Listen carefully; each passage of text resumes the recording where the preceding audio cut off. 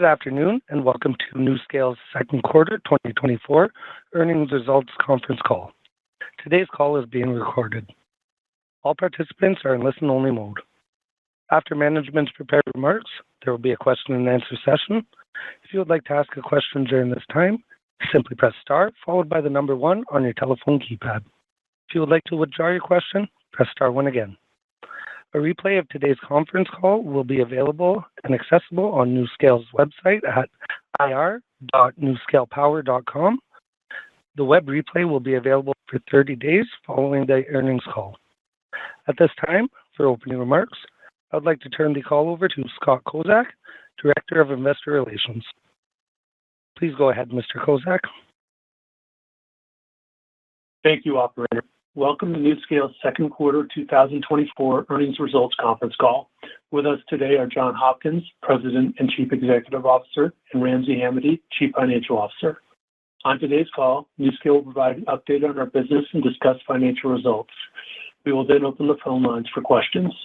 This afternoon, we posted a set of supplemental slides on our Investor Relations website. As reflected in the safe harbor statements on slide 2, the information set forth in the presentation we discussed during the course of our remarks and the subsequent Q&A session includes forward-looking statements which reflect our current views of existing trends and are subject to a variety of risks and uncertainties. You can find a discussion of our risk factors which could potentially contribute to such differences in our SEC filings on Form 10-K for our fiscal year 2023 and in our prior SEC filings. I'll now turn the call over to John Hopkins, NuScale's President and Chief Executive Officer. John? Thank you, Scott, and good afternoon, everyone. To begin, I'll give an update on recent developments with the RoPower project, as outlined on slide 3. In mid-July, SNN and RoPower were authorized to proceed with Phase 2 front-end engineering design, or FEED. Later that month, NuScale attended a RoPower and Fluor signing ceremony in Romania to announce the authorization to proceed on the contracting of Phase 2 FEED with the Doicești site between Fluor and RoPower, along with the representatives from SNN, the Romanian government, and the U.S. Secretary of Energy Jennifer Granholm. We are working as a subcontractor under Fluor to provide NuScale SMR Power Modules.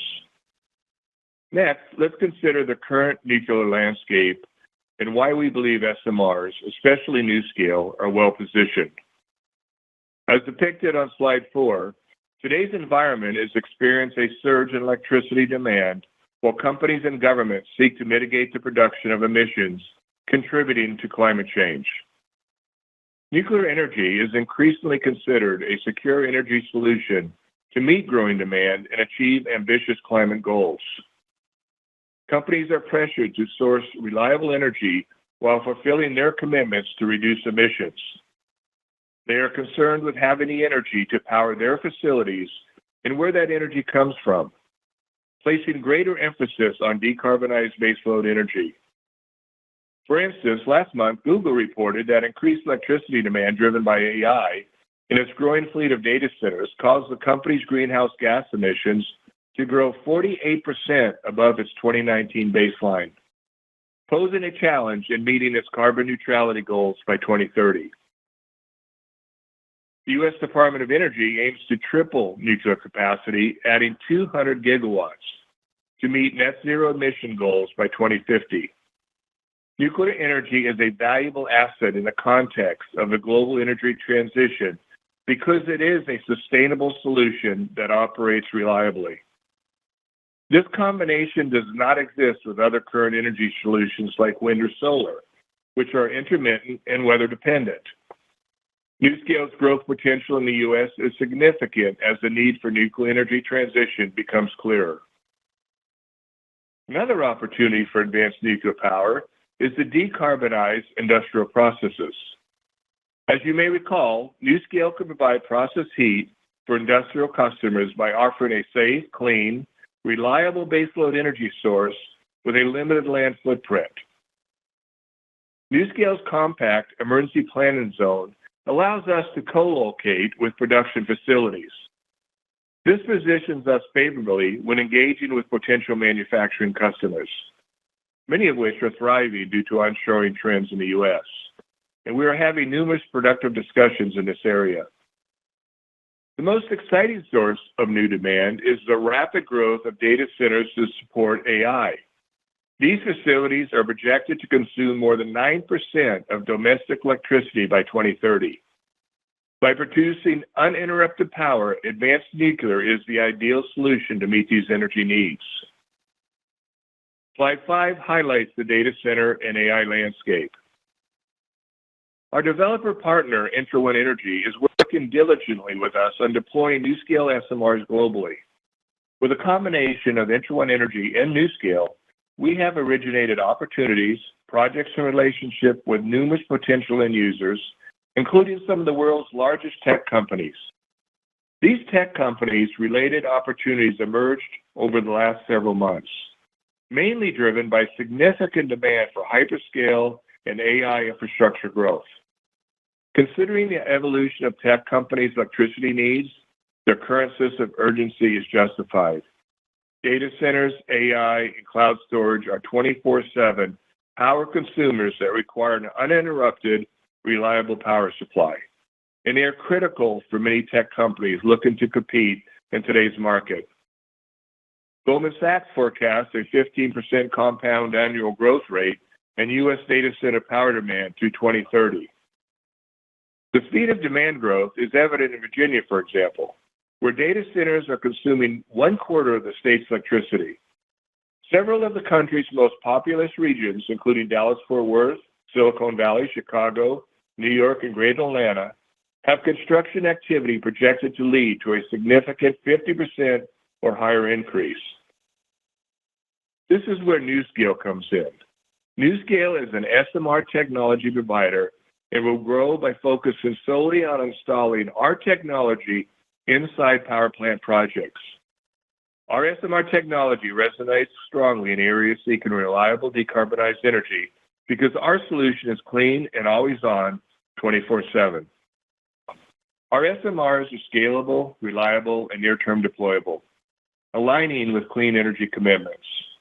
Our global development partner, ENTRA1 Energy, has creatively engineered a flexible and bespoke business model that provides utilities and commercial consumers with a solution to get SMR-generated energy offtake without the need to capitalize, own, or operate a nuclear energy power plant. On slide 6, we examine strong bipartisan support in the U.S. for advanced SMR and nuclear energy and NuScale technology specifically. In today's ever-changing political environment, the fact that both sides of the aisle agree on the importance of advanced nuclear is a testament to the unmet need for decarbonized baseload energy and the strength of our offering. Looking ahead, there are 2 new funding opportunities in the Energy and Water fiscal year 2024 appropriations that NuScale and its customers can pursue. The precise objectives of these appropriations are near-term deployability, building a fleet and adding power generation. This includes $800 million through a competitive cost share award to support up to 2 near-term utility commercial deployments of light water reactor SMR technology in the U.S. In addition, $100 million will be devoted to supporting grid-scale Generation 3+ reactor design, licensing, supplier development, and site preparation to be deployed by 2030. The Department of Energy intends to announce final selections in mid-2025, and we believe NuScale is well-positioned for consideration to be a recipient or a recipient partner under both of these awards.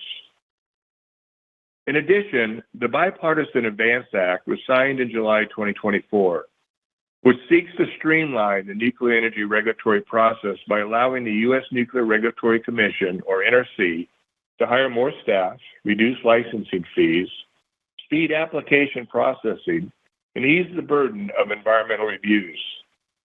For example, the Act directs the NRC to complete reviews of combined license applications for new reactors at existing or adjacent sites on an expedited schedule, which should result in fewer delays and limit the cost of receiving a final decision on the license.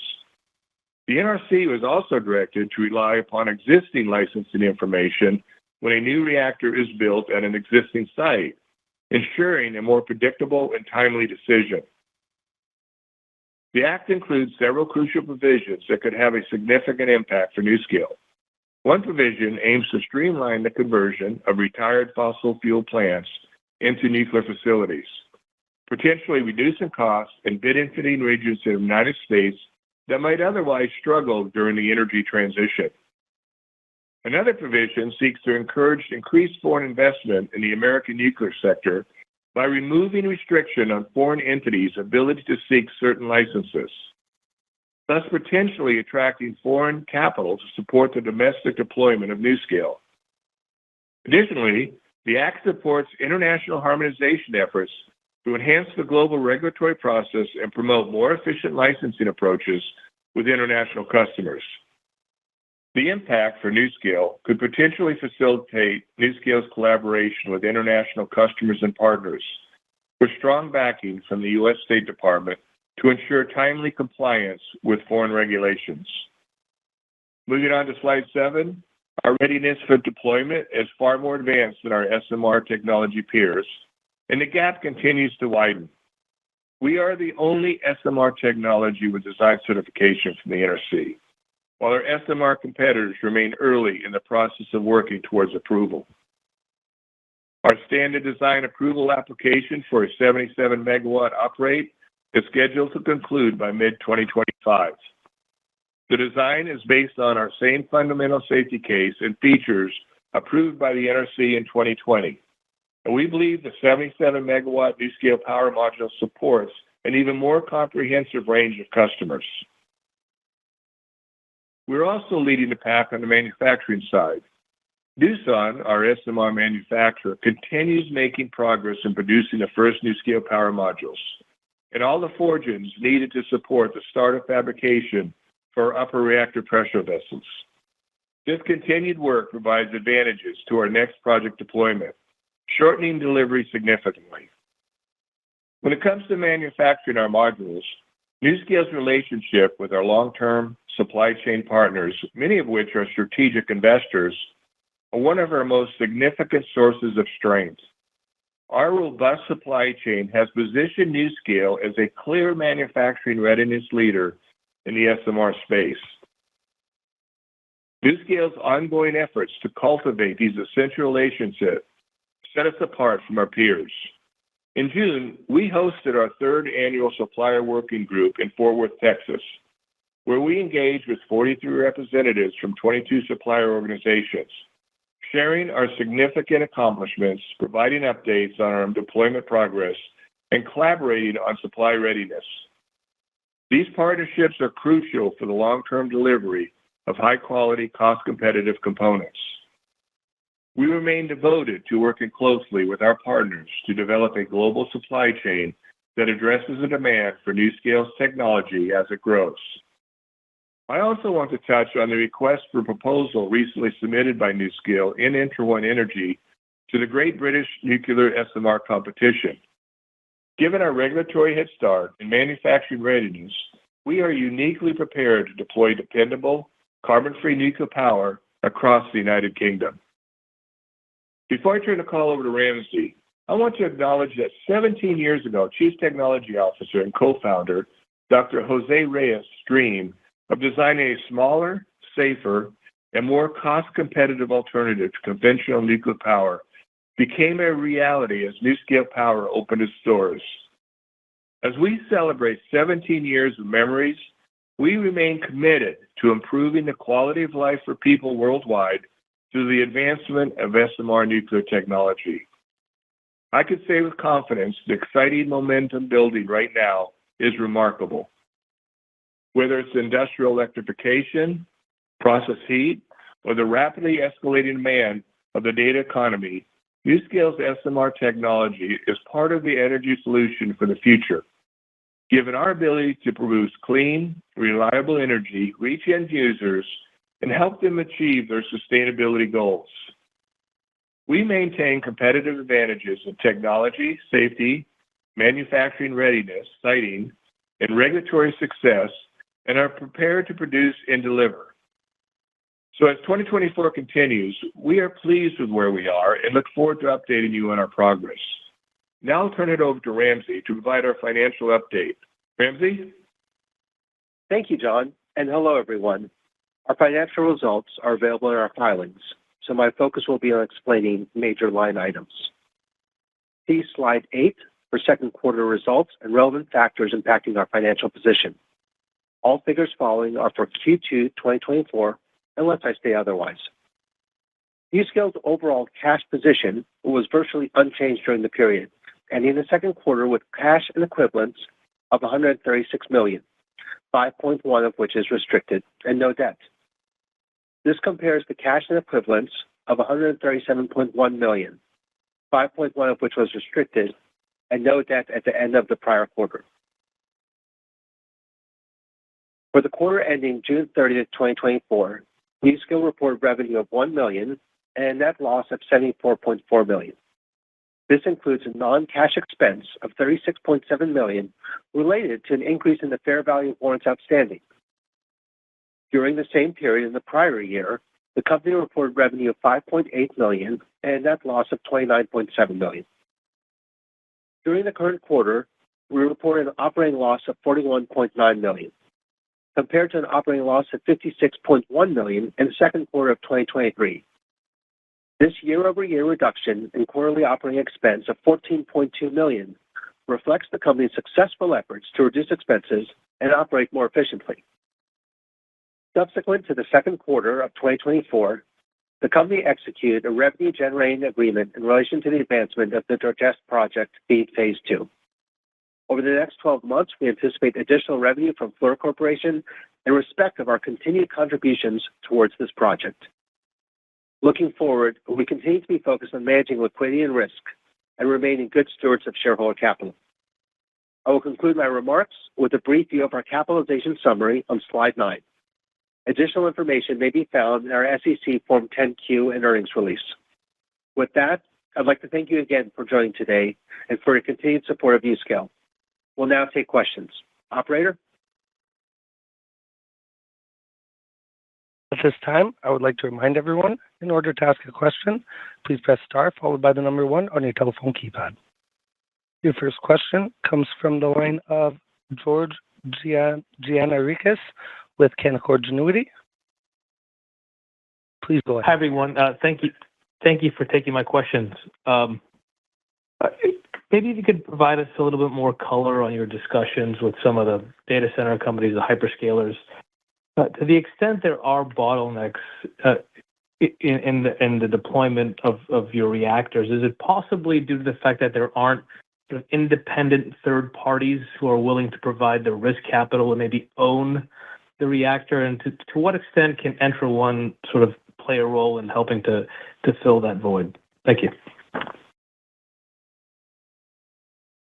Yeah, this is John. It's, I've often stated, and you're spot on in your comment, we have the technology, we have the capacity to execute, and what's been missing in this industry is the so-called developer you just mentioned. We've been working close to 2 years now with ENTRA1 on the development of a model of how to approach customers that you commented on, like the AI centers and data centers and industrials. These particular industries, they need 24/7 clean energy. They just don't necessarily want to own the nuclear asset. What they would like to do is have somebody provide them a build-own transfer or a build-own model where they provide the long-term PPAs required, and our global developer partner helps bring the financing and the ability to do that build-own or build-own transfer.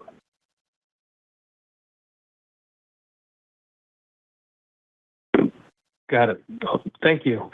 And maybe as a follow-up, can you maybe comment on any momentum? You did make some comments on what's happening in the UK, but outside of the UK, any highlights, any momentum, maybe in other geographies in Europe and Asia? Thank you. Yeah, we're seeing significant interest in, a lot of it in Central Eastern Europe is driven by energy security as well as climate disruption. Romania is a good case in point. The Romanian project, we've been working with the Romanian government for quite some time. As I commented, Fluor Corporation will be the prime contractor. We're the subcontractor for that project, which will bring in our power modules to the RoPower project. But that's the one that's most furthest along in Eastern Europe or Central Europe, but we're also in discussions with other countries. Because, again, it's the same comment as I said before. They need clean, 24/7 reliable energy. So the whole market is starting to resonate, after COP28, COP29, with the Advanced Act that we hear, on harmonization. That's a very key piece because it allows a regulatory cooperation between a country's regulatory, entity working with our NRC. So we're pretty bullish on what we're seeing in the market overall. Thank you. Thanks. As a reminder, should you have a question, please press star followed by the number 1 on your telephone keypad. Your next question comes from the line of Mark Bianchi with TD Cowen. Please go ahead. Thank you. A lot of talk about data centers the last couple of quarters here, not just from you guys, but we hear it, kind of everywhere you look in the market. What's the timeline to get something, a project announced? Mark, this is John. We're working it hard with both our customer and our developer. As you know, these are pretty complicated transactions, and they just take time. But we're in almost daily, if not weekly, communications, trying to drive closure to some of these projects. We're as anxious as you are. Mm-hmm. Okay. On Romania, nice to see moving to phase 2 feed here. What's the timeline for that process, and when would we expect to hear more about that? Yeah, we actually kick off our initial alignment section next week with the customer, Fluor Corporation and NuScale, to start the process and as you said, the scheduling of starting and commencing that. The overall effort for the feed phase 2 will take approximately 12 months to complete. So, we're really looking forward to working with both our customer and Fluor Corporation on advancing this project. Mm-hmm. And the revenue that you talked about in the slides and in the comments is related specifically to the phase 2 feed. It would seem that way if you're talking about the next 12 months. And then any steer you can give us on, the magnitude of opportunity there? Mark, this is Ramsey. How are you doing? Good, thank you. Good. How are you? Good. Very well, thanks. I'm glad you're asking about this because, I remember back in, I think we first met in October last year and talked about, during our investor day in New York, and talked about the business model. And I think, what this highlights, very importantly, is that our business models, we outlined it, included revenues from services and technology, pre-COD revenues, and not just from the hardware of the reactors.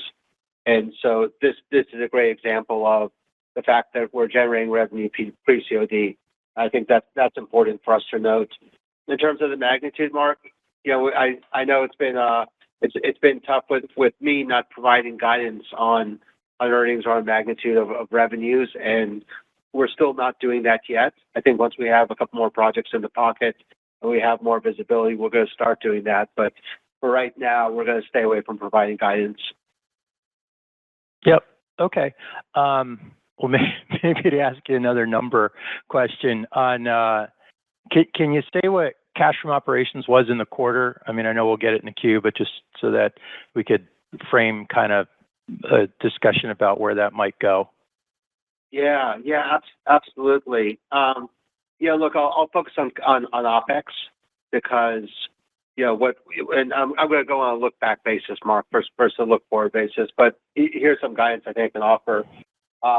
Over the 3 quarters, let's say Q2 23 to Q4 23, NuScale was averaging about, let's say $74 million in OpEx.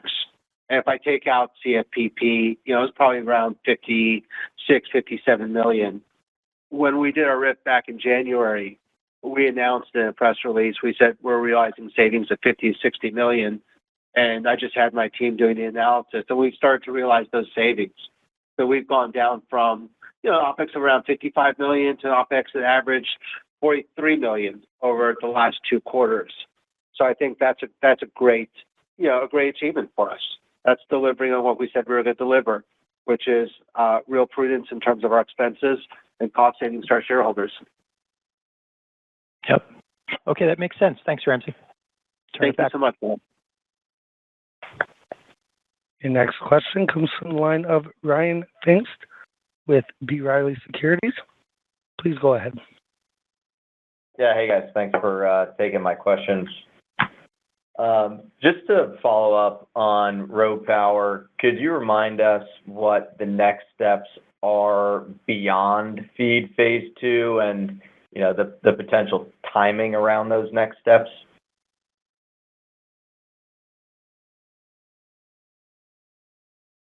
I'm sorry, as I'm mute. This is John again.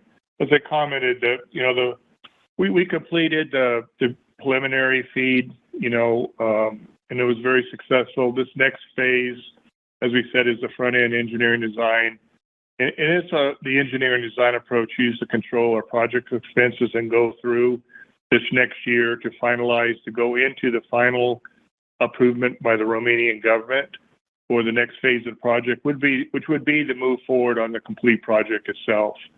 So, the fee package for us is, and for Fluor Corporation, as we stated, we're providing the engineering deliverables for our piece of it to Fluor. Fluor is the designated EPC on the project, if that helps. Okay, thanks, John. But the duration of this, we kick off hopefully next week. It's about a 12-month program. Would you expect revenue to start contributing in 3Q related here? I'll answer that, Ryan. Yeah, we signed a revenue generating contract.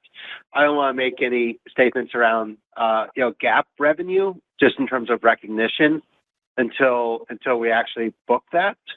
But we did sign a revenue generating contract. Okay, thanks, Ramsey. And then just one more, I guess. Can you talk about the competitive landscape today, not only on the SMR and nuclear side, but when you're talking to data center customers and others, are you also competing against other types of technologies?